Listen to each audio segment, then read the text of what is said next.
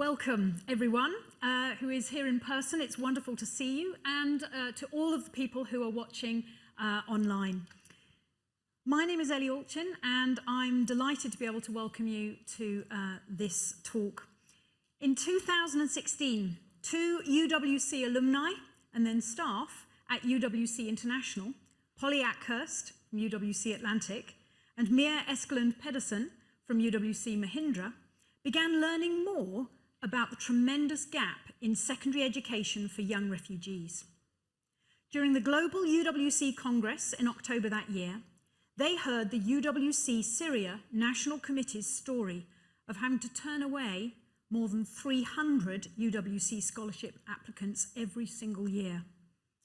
With UWC educators, alumni, volunteers and staff from around the world gathered in one place, Polly and Mia began talking with other people about how it might be possible to address the secondary education needs of refugees and displaced youth. A serendipitous meeting with UWC SEA's East's then Director of Teaching and Learning, Stuart McAlpine, offered hope. When Polly and Mia asked him about whether he thought it might be possible to somehow develop a secondary curriculum for refugee and displaced youth, Stuart quickly responded, yes.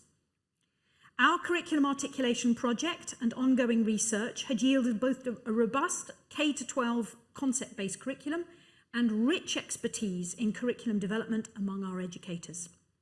As one of UWC SEA's curriculum experts, Stuart knew we could help to devise a tailored curriculum to meet the particular learning and community needs of refugees and displaced youth. Those early conversations led to a student group on the East Campus picking up the cause of Amala, while our educators from both East and Dover and beyond joined in hackathons as we devised new courses together that would ultimately help to make up the Amala curriculum. Special thanks also to Louis Barnett, who is here today. Hi, Louis.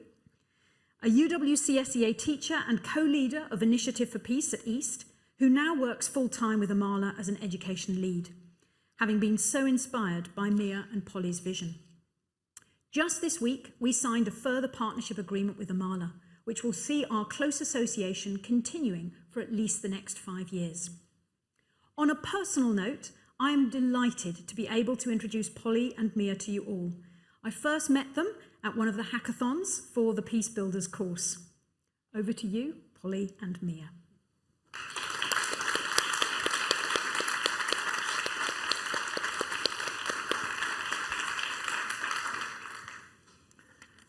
Hello everyone, my name is Mia and this is Polly over here, and we are absolutely delighted to be here today. Before we start the presentation, I think we'd just love to say a big happy birthday to UWC Southeast Asia and to celebrating and we're so delighted to be here with all of you today and yesterday to celebrate 50 years of educating for peace and a sustainable future. Our talk today is called The Power of Education, Transforming the Lives of Young Refugees. I'd like to have the next slide, please. Okay, so we are Polly and Mia, and as Ellie said, we're both UWC alumni, myself from UWC Mahindra College in India, Polly from UWC Atlantic College in Wales. We also work for UWC, and so we both have, sort of a big UWC background, and it's really the UWC mission which has inspired what we do now in our jobs and in most of our lives, which we're here to talk to you about a little bit more today. Next slide, please.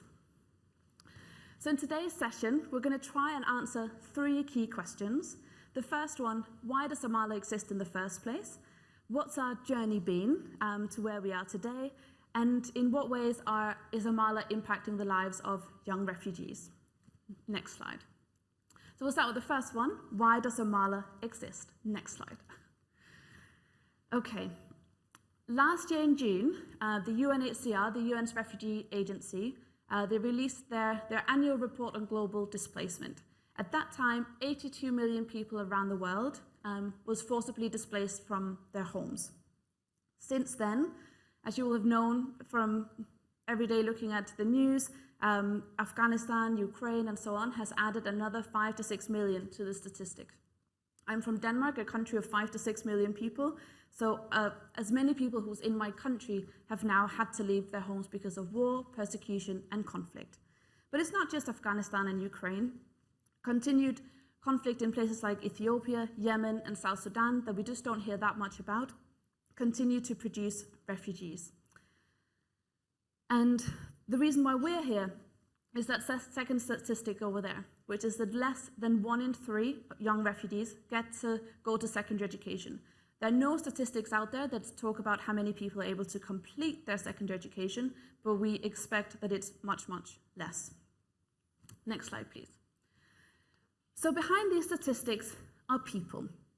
So young people around the world who have unique talents and potential to positively shape our world and make it a better place for all of us.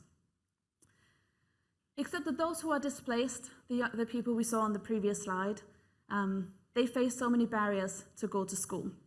They face barriers to have a high quality education that will help them to harness that potential and make the impact that they would like to.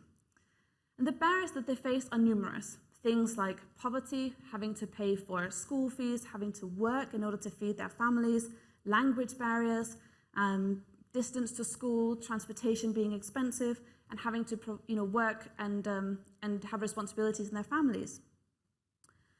But what we find is that these young people, some of whom we've quoted up there, who are some of our students, they're incredibly motivated, they're committed, they want to learn, and they want to make the change that they see that is so desperately needed in their communities. And so with that, inspired by this and the UWC mission and values, Polly and I set up Amala 5 years ago to create an alternative program for those who were out of school and needed to get an education. Next slide, please. So our organization called Amala, and our mission is to use the power of education to transform the lives of refugees, their communities, and the world. Our name is Amala. Some of you will have known it as Sky School, as we were first called. Now we're Amala. The name is inspired by the Arabic word for hope, Amal. And we hope that the education we provide also provides a sense of hope to not just our students for a better world, but to all of us that there could be a better world out there. Next slide, please. And so just to give you a quick overview of our work, we'll go into a bit more detail about this, but we essentially do 2 things. We have created the Amala High School Diploma, which is an alternative pathway to completing secondary education. And then we also do informal, what we call changemaker courses, so 10-week courses on things like ethical leadership, peace building, social entrepreneurship, and so on. Next slide, please. All right, I'll hand over to Polly for the next bit.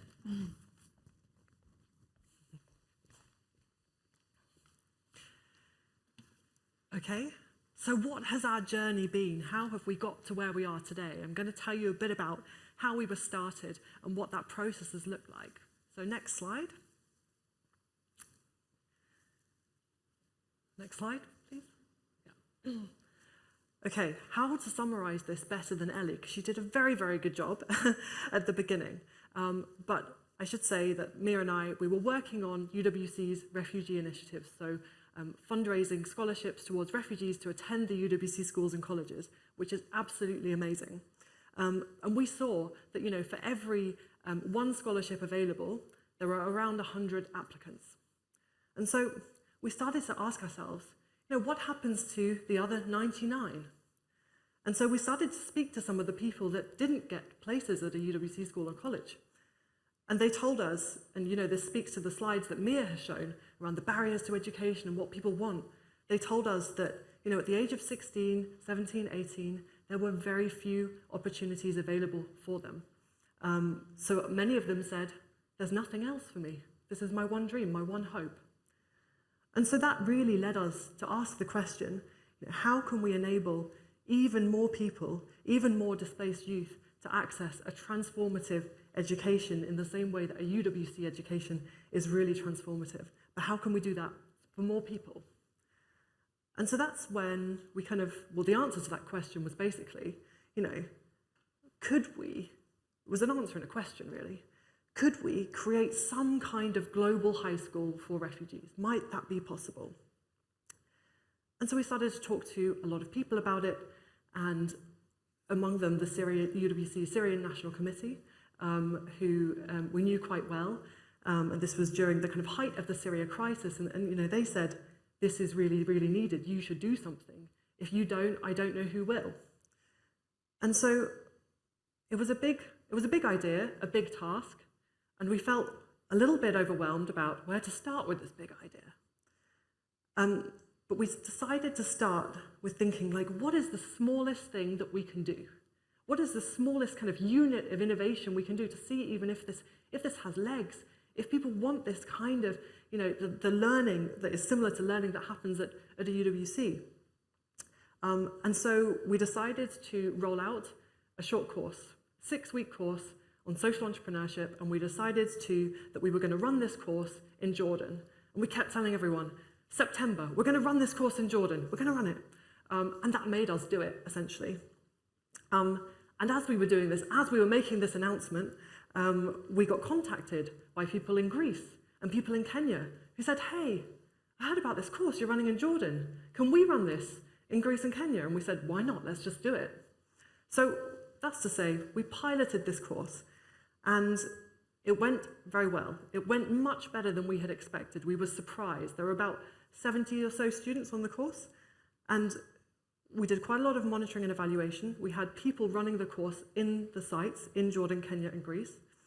And you know, what all of the students from the course told us was, this was good, but it was really short, and we want more. And that really created the basis for, okay, this learning is wanted and needed. People want more than this. People want a diploma, was what they told us. And so at that point, we had met Stuart McAlpine, who, as Ellie mentioned, was then the Director of Teaching and Learning at UWC SEA East. And that was really a kind of a blessing, because at that point we had another problem, which is that Mia and I, we're not educators by trade, and so we were trying to think about how do we create this curriculum that we want to be grounded in the needs of refugee youth that is, you know, that is really, really strong. But we had no curriculum expertise whatsoever. But Stuart did, and UWC SEA did. And so Stuart basically kind of set about creating a student group on East Campus to engage students in this work, but also just told loads of people at UWC SEA about it. And you know, what was clear was that people wanted to be involved and use the expertise through SEA's own curriculum articulation efforts for good and for Amala. So that solved a really, really big problem for us, to be honest. And that kind of, you know, that was the beginning of Amala, essentially. So we went through this whole process, just checking where I am on the journey. So that kicked off this whole process of curriculum development. And we decided, okay, we want to bring loads and loads of educators into rooms with refugee youth to create this curriculum. And so what we did was we held hackathons, where basically it was one weekend, one course, and over 150 educators, many from SEA, but also from across the UWC movement and beyond, came together, also with refugee youth, to develop this curriculum. Next slide, please. Okay, and this is what it looks like, the Amala High School Diploma. Now, as you can see, this is probably not the typical high school diploma. What we focused on relentlessly was this idea of agency. How can we enable our learners to develop agency no matter where they are, no matter what situation they're in, and how can we then kind of look at that through different lenses, and see different areas and different domains of study in relation to that agency. So that was our starting point. We wanted to create learning that was super relevant in the lives of our learners today, but also would equip them with the competencies needed for the future. Okay. So yeah, this is it. And what happens during this program is that students do come together in classes, in groups with their facilitators, in person, but they also learn within the community. So many of these areas all of these areas, in fact, involve them actively going into the community, looking at what are the problems to do with peace in my community? What are the problems that I might need maths for in my community? What are the problems that, that science can help me solve in the community? And really addressing those problems actively and practicing all of those things throughout their time on the high school diploma. And, they get good at this. And they also develop a personal interest project, which is an opportunity for them to choose their own thing, their own area of interest and passion, and work on that in an extended way throughout the program. And they also complete a Pathways program, which is all about okay, what am I focusing on now, and how does that relate to what I want to be doing in the future? How can I develop that ambition, but also work towards it right now? So that's the program. Next slide, please. And I would mention as well that as we were developing this, actually, could you just go back? I missed something. Back one slide. Oh, I'll go back. Okay. All right. As we were developing this, the curriculum development took 2 years. It was a long time.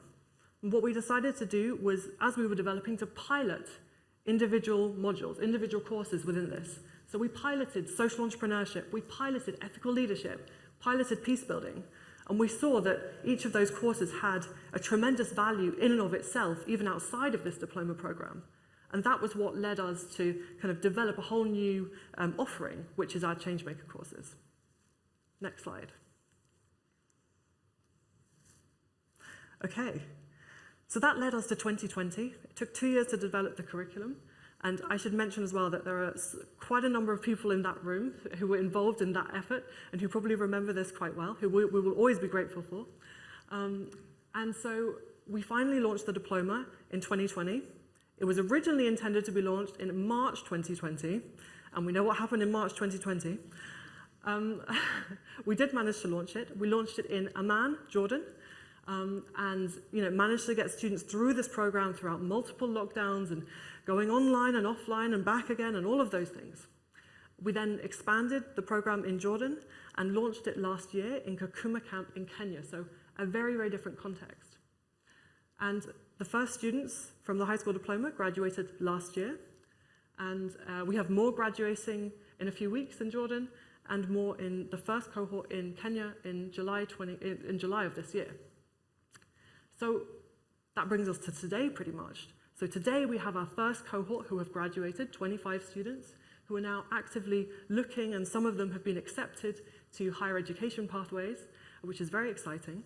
And then we are also seeking accreditation, joint accreditation with the Council of International Schools and NAIASC, New England Association of Schools and Colleges.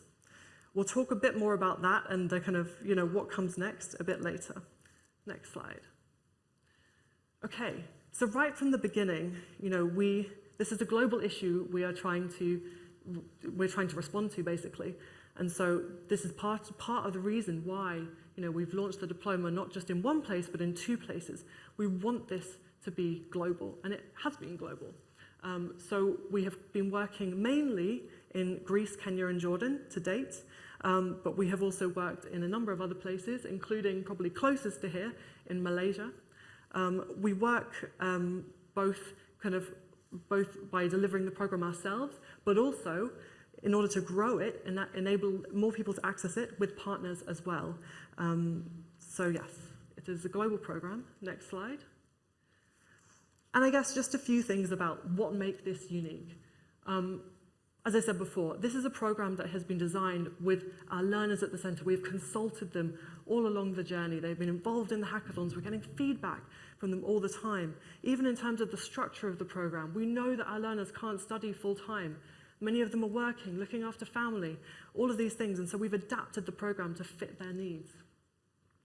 It's context inclusive, so we have a curriculum, a written curriculum that can be delivered by facilitators who we train, but it can also be adapted by them according to context. Examples can be used from the context that they're in, and the facilitators are from the places where we're working, so that makes it very adaptable. And the final point is that we're technology assisted, so a lot of people say, you're online, right? You're all online. No. So we are mostly delivering learning in person, but we use online tools in order to kind of make our offering more flexible and to develop digital literacy in students.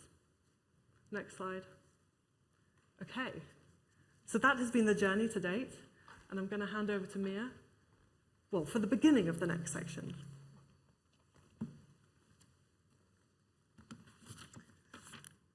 Okay, so the final section of this session is, okay, we've done all of these programs, but what's the impact? And so for that, we'd like the next slide.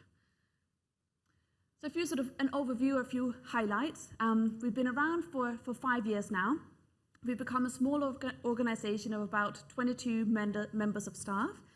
We've reached 1,300 students from something like 20 countries. 225 of those have been on the Amala High School Diploma Program. Of course, when you're in a school like UWC-SCA, that feels very tiny, but we have big ambitions, and hopefully that number will just continue to grow. I think what we're proudest of with all of this, though, is that the vast majority of the students who come to Amala and come to the first day of the program, they stay, they stick to the end. 80% in a school like this might not seem like a lot, but in a refugee setting, where a lot of online blended programs have retention rates of something like 10%, 80% is like a lot, which just speaks to the life-worthy learning, the agency piece, that students who come, they also find that the learning is relevant, they can see why it's useful to them. But what we're even prouder of is what the students say about the program and the impact that it's had on their lives. And so we'd like the next slide for that. And so we have a few quotes up here from students who've gone through the program. When we talk about impact, I think we often talk about the long term. What's going to happen to someone after they've finished their education, when they finish university, when they've, what kind of job are they going to get long term? But for us, our first graduates are just 6 months out, and we think about impact both in the immediate term, the medium term, and the long term. And so what we see is that students who come to the program, and what we'd like to see is that they're not thinking, how am I going to make an impact in 5 years' time? No, we would like the learning to enable students to make impact now, to have impact on them, and we see that students are developing the confidence and the competencies to make change, and through that, they're developing the agency to improve their own lives and the lives of others.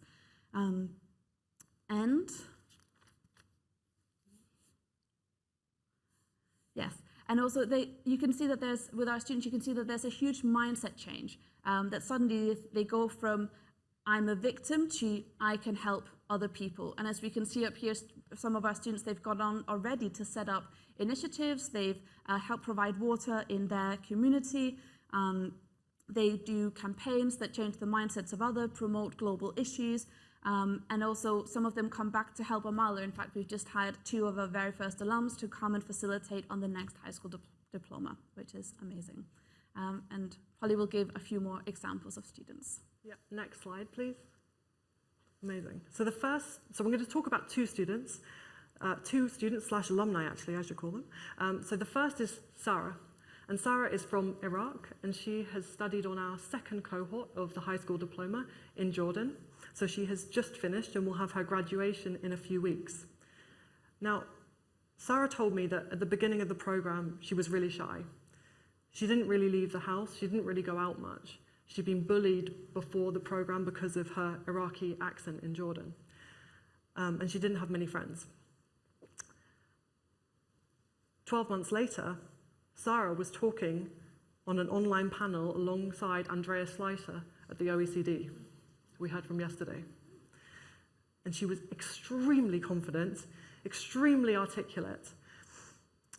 And she, when I said to her, how did this happen? And she said, it's this program, it's enabled me to realize what is within me, all of the kind of assets that I have.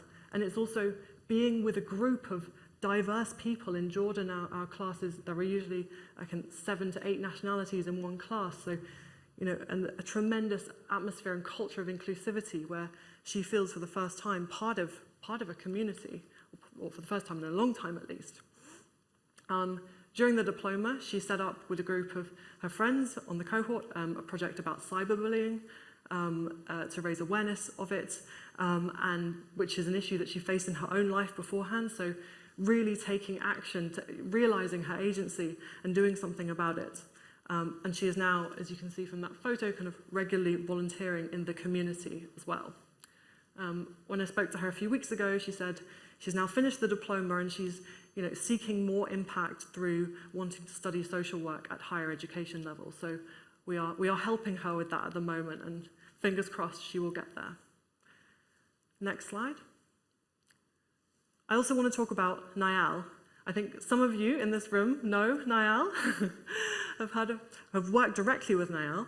So Niall is an alum from one of our Changemaker courses. In fact, he took the first peace-building course that we ever ran in Kakuma Camp several years ago. And shortly after the course, we really noticed Niall. He was suddenly everywhere. He was on Twitter. He was talking about building peace in Kakuma on Twitter, using it as a platform. And that is actually a topic that's covered in the course.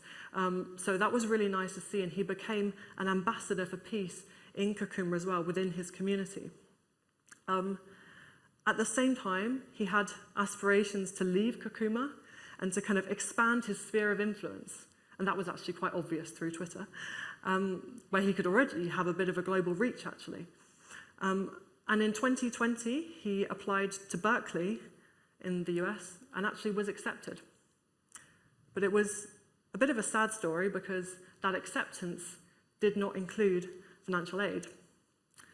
And so several people in this room, the powerhouses that are Nikki Dinsdale and Joan Liu and some others, worked together with Niall to try to transfer him to another university that would have financial aid available. And so that photo at the top is the announcement that he had got into Huron University in Canada on a full scholarship. And so what's really special about Niall, though, and this is how we see the Amala learning kind of manifesting itself in our alumni, is that he's at Huron now, but he's not just focusing on himself. No, not at all. That is not Niall.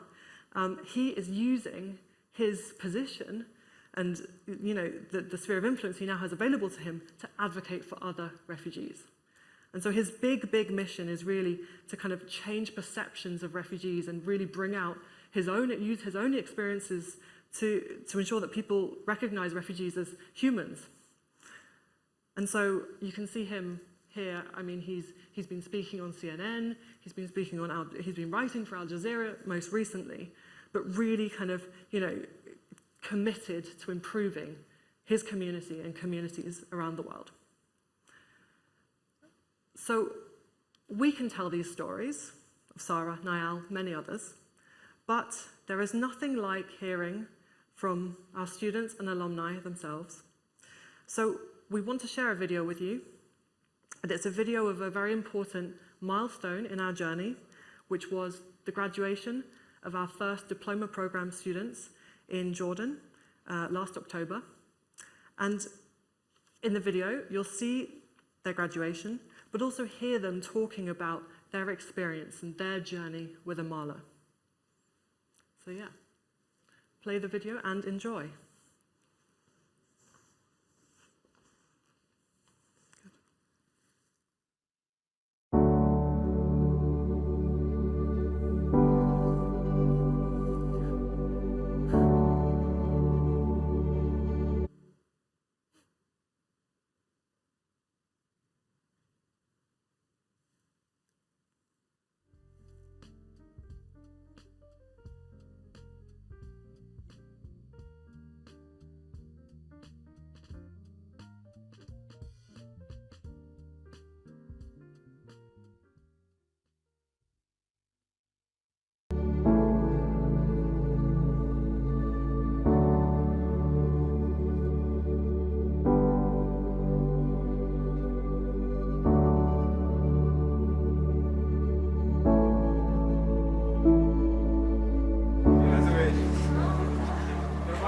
Okay, wow. Videos, huh? Yes. I've been staring at the coastline, thinking of every choice I've made to leave me here right now, standing on solid ground. I've been hiding in the shadows, wondering if I'm on the right road, someplace I've never been. Is this how it all begins? Oh, 'cause I've got my best suit on and I'm ready. I got my sleeves rolled up and I'll be on my way. While my heart's thumping, boom, boom, boom, boom, you're gonna see me rise.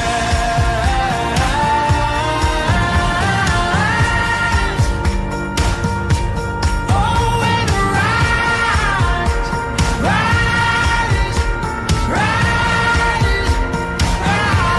For every valley there's a mountain.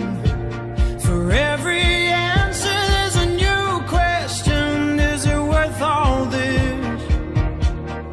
Pushing myself to the edge, 'cause we're all looking for a reason. Find a shelter from the storm within. Just keep your eyes ahead and dust yourself off again. Not a very long time ago, a conflict started in my country. I started seeing a refugee, a safe place to go. Thank you. I arrived to Jordan, decided to have an education pathway. Also, education and life were expensive, and I couldn't offer a time and money to study. I wanted to be an engineer and she wanted to be a dentist. The way was blurry and dark, but in the end there was a light in the end of the tunnel. A high school that suits everyone, suits their learning and time capacities.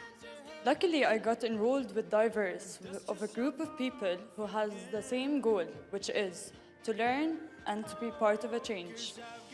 15 months with Amala, we took many different courses like ethical leadership and social entrepreneurship, in which we understood that we can be leaders without having authority. We also took peace building and living peace courses to make change in our own life and everybody's life. And more courses, art, science, powerful narrative, and we learned in the right way. We're all excited about them. Through our education, we create bond, community, learned new things about leading change and resourcefulness. Throughout this journey, we made new friends, a big diverse, a global family, and a passionate community. But now, after we have been through, bitter or sweeter, we have passed it. Amala has created us the chance to complete our education and change our life to the better. And now, I have graduated from Amala. And I have graduated from Amala. I have graduated from Amala. I graduated. And now I've graduated from Amala. And now I graduated. And also now I graduated. And now I have graduated from Amala. And finally, I graduated. The clap voices are low, and now I graduated.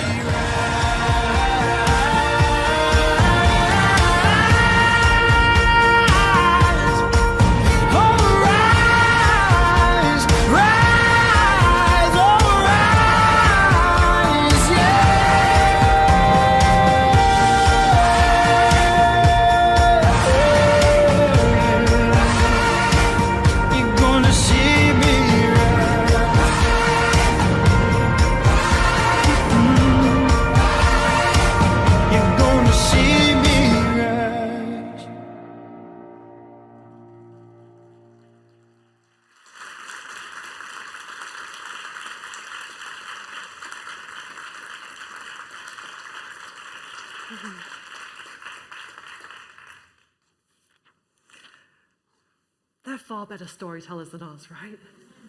They're incredible. So, our first cohort graduated last year. This was them. And after that, we were asked kind of, well, what's next? What's next for Amala? So if we can go to the next slide, we'll show you what is next and what is current.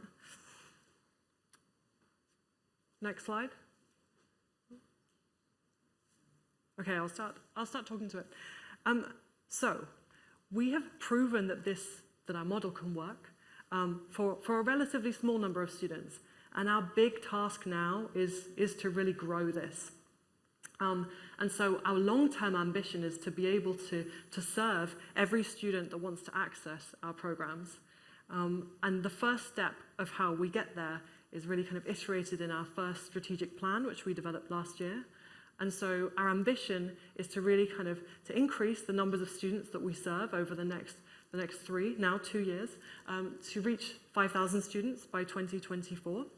And in doing so, grow in existing locations, so in Kenya, Jordan, and Greece, where we've already established a good base for working, but also to enter new locations. We've said we're going to be in 2 new locations in the next few years. We don't quite know where they are, but we know that we will be. In order to really kind of enable, in particular, the high school diploma to reach scale, we need for it to be recognized and accredited. And so we are on an accreditation journey. For anyone who's done an accreditation journey, it's quite a long journey, but we are on that journey with CIS and with NAIASC. We have our next evaluation visit in just a few weeks. And so our aim is, by this time next year, ideally, for this to be accredited. And at the same time, we know that we can only grow a certain amount on our own. We need to develop partnerships to really kind of extend what we're doing. And that can look like a whole number of things. But we want to be able to partner with organizations, big or small, in the areas where we work to spread this program and to really spread the impact. Next slide, please. Okay, and so we are very proud to have partnered with and worked with the UWC SEA community over the last 5 years, pretty much from day one of Amala. And it's pretty much been a community effort over the last 5 years where different people in different capacities with different expertises have supported, helped put in endless hours for curriculum development, connecting us, advocating, doing all sorts of things to help make the Amala mission and vision a reality. And for that, we and our students will forever be extremely grateful. And we are really excited that we have been working on a new agreement between Amala and UWC SEA, where we've committed to working to continue to work together for the next 5 years. And so some of the things we'll be working on are bringing peace education, very much inspired by the IFP program here at SEA, to at least 1,500 students over the next 3 years. We'll also be working on developing a sustainability and climate change curriculum, which is something our students desperately need because climate change is impacting the areas where they live. And we'll continue to work, hopefully, with the guidance counselling team to support our students accessing further opportunities after they graduate from Amala. But as always with SEA and collaborations, it's about more than an agreement. And so we've had people helping with coaching, so coaching our facilitators, helping with vital professional development. We've had people reaching out, providing connections to potential partners and donors who have raised awareness. Our student group on East has spent the last 5 years raising awareness and changing mindsets about refugees and refugee education. Yeah, so if you're interested in supporting, getting in touch, getting involved, please do contact us because, yeah, it takes a village, and we're so grateful for all the support that we've already had and look forward to continuing to work together. So I think that's all that we had today. And next slide, please. We have our contacts up there if anyone wants to learn more. Yeah, that was all. Thank you.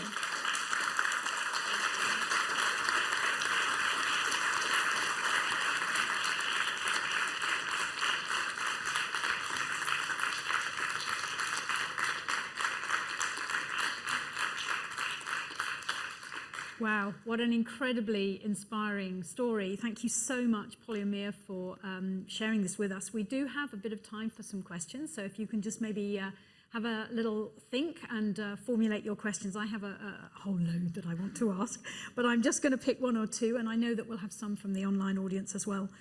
So one key feature, I remember that when we were doing the hackathon for the Peacebuilding course, that involving students, alumni, refugee youth themselves and educators, not just from UWC, but from a variety of different educational contexts, was an incredibly important design feature that you were really, felt very passionately about. Can you tell us a little bit about why that was so important to you, that kind of model? Because we don't normally get students to write their own curriculum, so why was that so important to you? I think for us, the students that Amala serve, they have incredibly busy lives. We saw the stats in the beginning, less than 1/3 go to secondary education. And there are a lot of reasons for that. So we wanted to make sure that students who come to Amala, that they see their education every day as being relevant. If they're going to stick with the program, we knew that they had to, every single minute they were in class, they had to be able to see, okay, I can see why I'm learning this, I can see why it's useful to me today, I can see why it's useful for me in the future. So it's really, really important. And, our students are incredibly wise. They've had life experiences beyond what, many of us will ever experience. And so having them support the design process was so important. I think in previous sessions in the forum, we've heard how profound and wise our students are, and it's so important to involve them and their voices in what their learning journey should be. Yeah, thank you. And one of the words you used in your presentation was about the idea of life-worthy learning. And I think, you really spoke very powerfully to that today. And I also think there's a really brilliant link with what both Musimbi and Faith talked about, with the idea that the UWC is more than just an organization, it's a movement, and that the work of Amala is very much a UWC education, even if it's not in a UWC college. I'm going to ask one more of my question, but I'm hoping that somebody in the audience might feel, we have got some other questions. So I'm going to hand over to the audience, and then we'll hear from some online questions. Thank you very much for your speech, Miss Polly and Miss Mia. I just have something I'm really curious about. Because most refugees, their native language is not English, so I'm just very interested in knowing how you guys manage to solve this kind of question. Is the lessons provided in English or in Arabic or their own language? Thank you so much for that really, really relevant question. So, I would say that we haven't solved the challenge yet. We developed the curriculum in English initially as a kind of version 1, also because we may well want to change it in the future and this kind of thing. So, but we do want to translate it into different languages in the future. It's still currently in English. However, I would say that there are a couple of things. So in Kakuma Camp in Kenya, the language of instruction in the schools in any case is in English. So students come to us generally with quite a good level of English. They're used to learning in English. In Jordan, obviously, it is different. So Arabic is usually the language of instruction. However, what we've seen from our learners, and this is a bit our dilemma in a way, is that they really, really want to study in English. So while their English might not be so strong, they see themselves pursuing further education in English, which is actually available in their context. So I think there are a couple of things that we're doing. So we provide additional support to students who do not have the English that they might need to get into the program. We also refer students to other English programs at the moment, if we really don't think that we can accept them in the program due to their English. But we are also considering translation, in particular to Arabic, at some point in the next few years. Thank you. And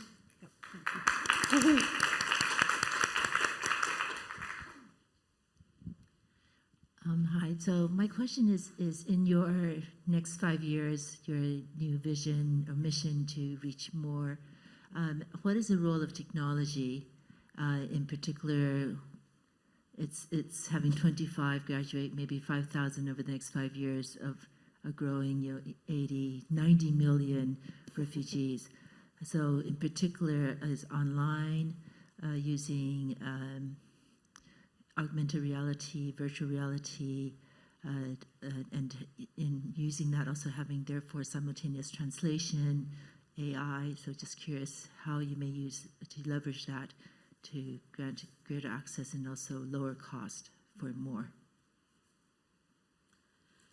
Yeah, that's an important question. And again, I think something we have or technology-assisted learning, whereby students study for 60% of the time in person and about 40% either online or independently. And we do that to provide more flexibility to students because most of them are working full time, so they can't come to class every single day from 9 to 5, so they typically come on the weekend. So in that way, the technology helps us to reach more people because the program is more flexible. But one of our key challenges is that a lot of the communities where we work does not yet have very strong infrastructure to provide that technology. So, you know, in Kakuma Camp, we've just had to extend the classroom and put solar power panels on the roof so that the electricity wouldn't be interrupted all the time. And that is, you know, the daily life of many, many communities where we work. So sometimes the more advanced technologies that I guess we'd like to make use of, I'm not sure they'd actually work, but hopefully, you know, these things are progressing a lot all the time, so I'm sure we'll be able to harness it a lot more in the next few years. Maybe just to add to that, you know, the first course that we did on social entrepreneurship, we did a kind of blended learning version, so in person with some online study, and then we did an online first version, and we found that the retention rate for the online version was 17%, so 17, whereas the retention rate for the blended learning program was 70%, right? So I think, you know, we want to be able to use technologies to harness scale, but I think what we've seen is that our students really appreciate this human, in-person aspect of the program, and that's what keeps them coming. So it's how do we balance those things, but also the resource kind of constraints that Mia mentioned as well. I think we've discussed having, when we're a bit bigger, being able to offer different delivery models and having, say, online-only versions for people who are actively on the move in crisis. We're not quite big enough for that yet, but there's a lot of possibility ahead. Thank you. I think we had maybe a question at the front here. Thank you, Miss Mia and Polly. I'm really appreciative and I've been really inspired by your achievement. And I'm myself from a country where we have a lot of refugees and IDPs, Burkina Faso in West Africa. And I would also like to help my community because since we have refugees and IDPs, I would like to take an example of like Amala, and like I would like to ask you, like, since you are not from Jordan or like Kenya, how have you been received by people there? How did you meet like the refugees? And since, okay, they don't speak English, how did you train local teachers to teach them, or like how did it go exactly? Because like I'm wondering. Thank you.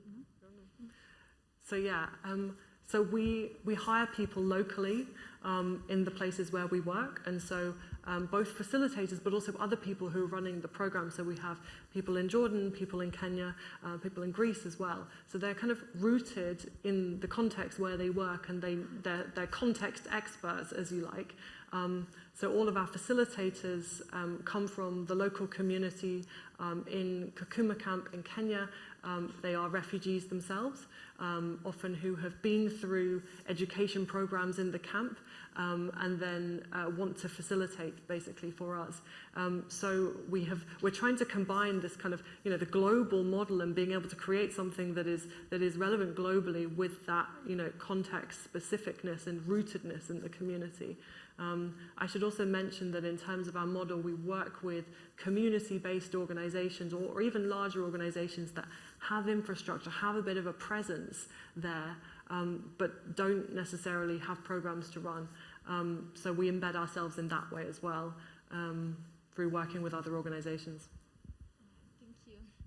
Thank you. I'm going to turn to Sinead now. Yes, for our actually, audience it's question. not so much a question. I just wanted to share that we have had so many comments in online, people so hugely inspired and saying thank you. I'm wondering, are you coming to Uganda? Are you going to New Zealand? Can they meet you in London?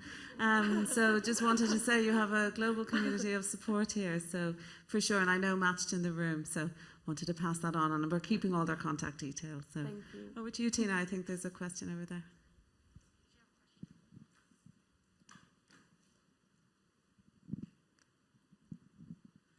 I'm just wondering, because you work in a different refugees area, have you sort of considered working with the government, or how has the government in these areas responded to your work in education here? Yes, governments. It's a tricky thing, especially for us. I think if we had started doing education at primary level, we would have faced a lot more opposition from government. I think we've slightly taken the approach that, you know, it's better to ask for, it's easier to ask for forgiveness rather than permission. And unfortunately, there are so few actors in the +16 space that we've had so much demand that we've not really yet had to work with governments. So we have sort of just gone ahead and done it as an NGO, but in the future we do see that we'd like to work with ministries of education and others to both recognize the diploma as an equivalent in their country, but also hopefully to provide more access to high quality secondary education. Thank you. I'm going to jump in here actually with something that I think might be helpful for a lot of the members of the audience online, especially. I suspect that we have a lot of alumni and you know, about to graduate UWC students listening and feeling very inspired by your stories. And Faith talked a lot about leadership, and yesterday we heard a lot about good work from Howard Gardner. Could you tell us a little bit about your own leadership journeys as young UWC graduates? What might be some of the dark times that you faced? Because this has been a tough journey, I know, with many bumps on the road. And what have been the highlights and the things that sort of got you through and helped you to remain resilient despite the challenges? It's a good question. I think maybe we can start on the positive note. I think when we started Amala, I think we in many ways had two goals. One was create really high impactful transformative education programs, and the other was to create a really nice place to work where someone would, you know, look forward to coming to work on Monday morning. And so I think we've very much inspired by a lot of the things we've learned about the UWC SEA community.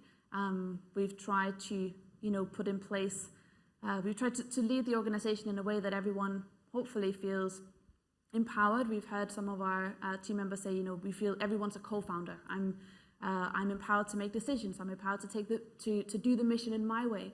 And so in that way, I think we've created a really amazing community of people who support Amala, both the people who we employ and work with every single day, but also the people like here, the wider community, the people who support. And so really, I think everyone here is leading each other, being inspired by both the UWC mission and the Amala mission. So yeah, that's the positive thing. I can't really think of a dark time. She's going to hand over to me for the negative stuff now. I mean, I think that there's a lot of, there's huge uncertainty in the world generally, as Andreas was talking about yesterday, but also kind of in leadership and in, you know, in our journey as well. Along the way, we've had to make a lot of brave decisions. People have called us crazy at various times, you know.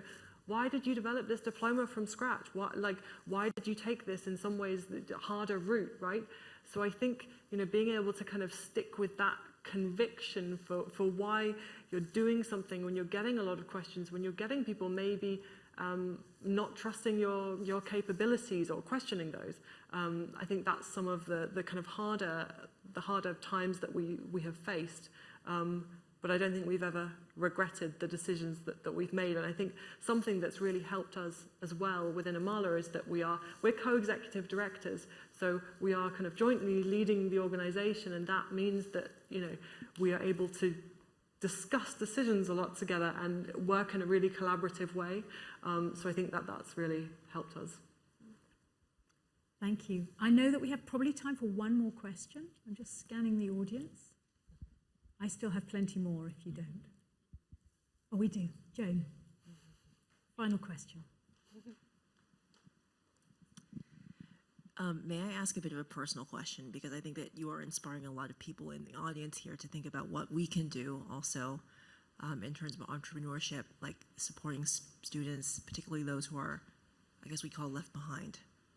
So I guess I'm wondering what personally you all have learned about yourselves as founders, and what advice you have for maybe somebody sitting in this audience who wants to someday be running a nonprofit or trying to do what you're doing, which is make some sort of global impact, solve some sort of problem. So I hope you don't mind the personal nature of this question, but feel free to answer it however you would like. Thanks.